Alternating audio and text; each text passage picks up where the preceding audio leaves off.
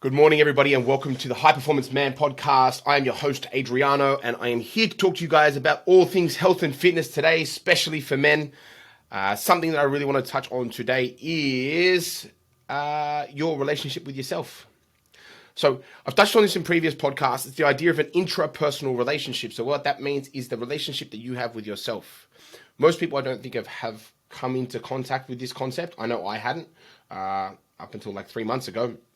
And I wanted to touch on it because it kind of makes a lot of sense as to why having a really good relationship with yourself is going to be beneficial for you in all aspects of your life as a man. So let's touch on some key things. Let's kick it off. So interpersonal relationships is the relationships that you have with other people, right? So family, relationships, situationships, whatever you boys are into at the moment.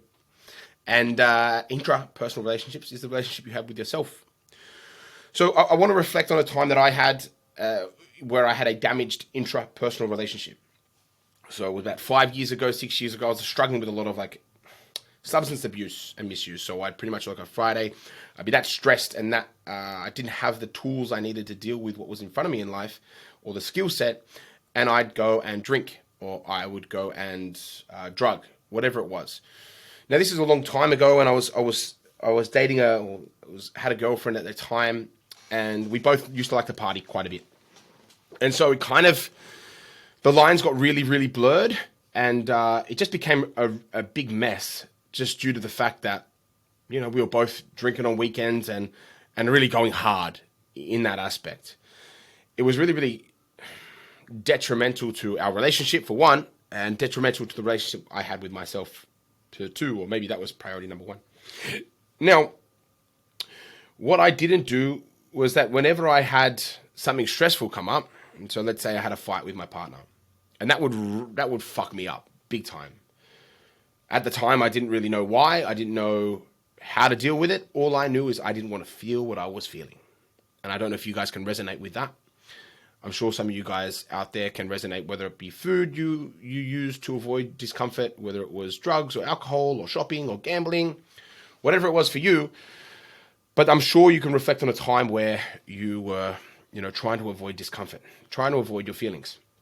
A lot of times I was raised by a single mum, so, being in touch with your emotions was very much what I was told to do as a young fella, and I suppose I was probably all over the shop, I was like up, I suppose, I was up one day and down the next, and I was really like a victim to my own emotions. And I'm happy to admit that, like, that's where I was at that time, and I'm not there anymore.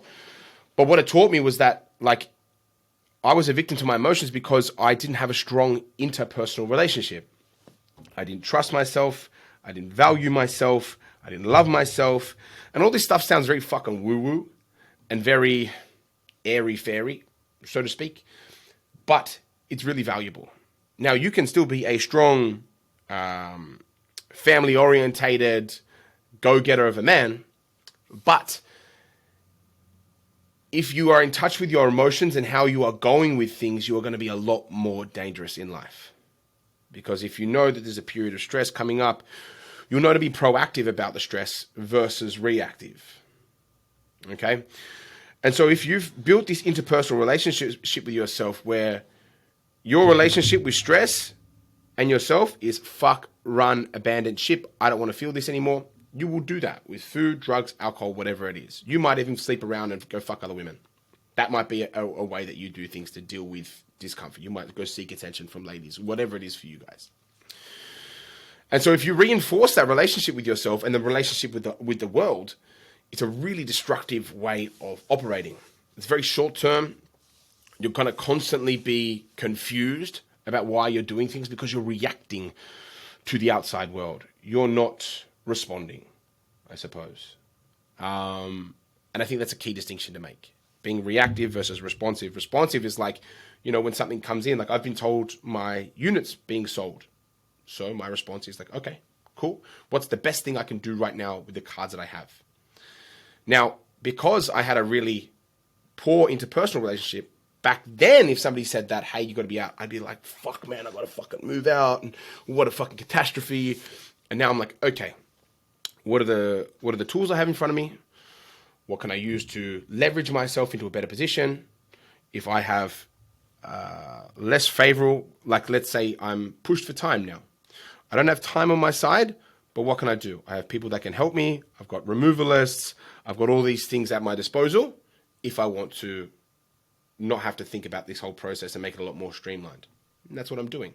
But back then, because I had a poor relationship with myself, poor relationship with stress, I would go ahead and, fucking just self-sabotage and pick up the pieces when I didn't feel as stressed because I blew my head off with drugs and alcohol and food as well. And so I guess what I'm encouraging you guys to do is reflect and look on the times where, you've been stressed or you have battled with certain things in your life and what your response to those things have been. Because I guarantee you, if you respect yourself, if you learn to love yourself, warts and all, if you show up for yourself when you say showing up for yourself is showing up for others as well. Going to appointments that you say you're going to go to. Committing to a program that you said you're going to commit to. Committing to a diet you said you're going to commit to. All of these things build your trust with yourself, build that relationship. But if you abandon shit and you go against what you know is right, that's going to be detrimental for your relationship that you build with yourself. Okay? So those things are like super, super important to identify. Okay? What's going to damage the relationship with myself or what's going to strengthen the relationship with myself. If you're stressed, go for a walk. If you're stressed, still nail your diet. Don't emotionally eat. If you're stressed, get some sleep. Forget about what's happening right now. It doesn't matter. You'll have to solve it in the morning. Get some sleep. Putting off this reactive response and delaying that is going to help you be so much more responsive and think of the best choice that you can make. Right now, I'm like, well, fuck. My unit's getting sold. I'm like, shit, what can I do? Okay. I'm going to move into this place for a few months as I set up because I don't want people walking through my house a couple of times a week to sell. I don't want the instability of they could actually just kick me out whenever they want when the lease is done. I don't want any of that headache. So I'm like, where can I move into for the next 3 or 4 months that's stable? I can gather up my pieces and my chess pieces, so to speak, and then play the best card or best hand or best move that I can make in that circumstance. And so that applies to every single area in life. So if you're having an argument with a mate or your work life is really stressful, what are the best things that you can do right now, best moves on the chessboard you can make in order to strengthen that relationship that you have with yourself? What's going to, let's say, for example, I was talking to some of the boys a few weeks ago and they're like, oh, why are you not drinking anymore? And I'm like, every time I drink, I don't really respect myself. And so if I don't respect myself when I drink, why would I start drinking? And look, I still have hit the piss once a month. Okay. But from a weekly point where I'd have like 6 beers on a Friday or a Saturday, as an impulsive thing maybe, or like as a wind down from a Friday sort of thing, those things weren't optimal for my success and my well-being. Okay. What they did do is quite detrimental actually to my well-being and my progress. So it's like, okay, fuck. I've got to respect myself. I've got to treat myself with love and respect. And I've got to trust myself to make the right decisions. And all these things come into play when you're trying to strengthen the relationship that you have with yourself. Sounds really stupid, sounds really airy-fairy and poofy, but it's not. Because it works. If you love, value, and respect yourself, you're going to do all the things that are right by you. Because you value yourself more than probably other people value you even. Right? If somebody wants to peer pressure you, go out drinking with the lads or whatever, and that's not what you want to do right now. You're going to position yourself like, man, hey, I'm not about that. Rather than falling victim to peer pressure, and then you don't respect yourself in the morning, and you don't respect yourself from giving into peer pressure, and you kind of like double fuck yourself. I'd rather go, no, build that relationship with myself and that trust I have with myself, and use that to leverage future success. Because all this stuff builds up. And I can guarantee you guys it builds up. It's like putting, debits into the bank. Yeah, $300 a week isn't much, but over the course of a year, it's 15 grand. And so if you treat yourself with respect week on week, I guarantee you'll be so much stronger by the end of the year and you'll have so much more respect for yourself by the end of the year that that you'll be able to walk through life so much easier because you're in control. You trust yourself. You know what decision you're going to make.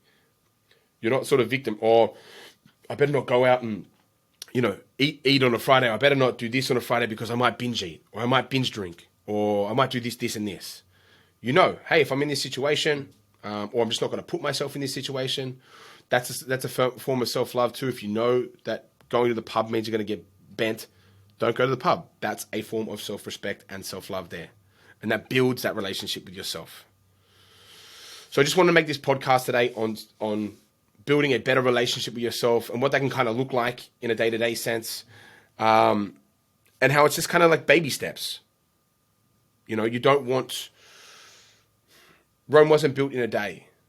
But if you start making the right choice every day, at every turn that you can, I guarantee you'll have a lot more success in life. You'll feel a lot better day to day. You'll feel motivated, driven, passionate, and there's only good things to come from that. Hope this podcast has seen you well. It's Saturday I've recorded this, but I hope you guys are having a good weekend. When this comes out, I don't know. But I will see you guys on the next one. And please, as always, go to my Spotify, click on the profile, make sure you've watched listened to a whole episode, or just click to the end of the episode if you don't want to hear me rambling.